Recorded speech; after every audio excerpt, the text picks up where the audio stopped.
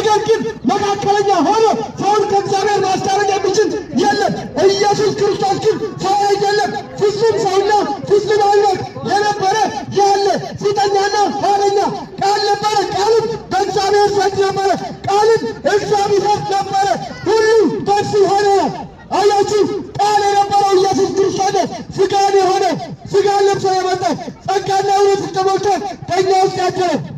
በእርሱ የሚያምን አይፈረድበትም፣ በማያምን ግን አሁን ይላል በአንድም በእግዚአብሔር ልጅ ስላላመነ ተፈርዶበታል። ወንድሜ ከዘላለም ቁጣ ማምለጥ ትፈልጋለህ? ከዘላለም ፍርድ ማምለጥ ትፈልጋለህ? እንግዲያውስ ኢየሱስ ክርስቶስን እንደ ግል አዳኝ አድርገህ ተቀበል።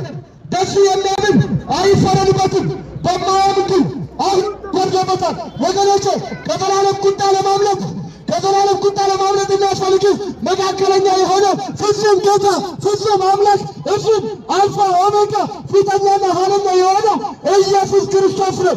በእሱ የሚያምን አይፈረድበትም። ወንድሜ ኢየሱስ ይወድሃል፣ ኢየሱስ ያፈቅርሃል።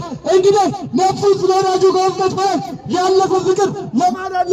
ለማንም የለውም። ኢየሱስ ይወዳችኋል። ኑ ወደዚህ ኑ፣ አምልጡ ከዘላለም ጨለማ።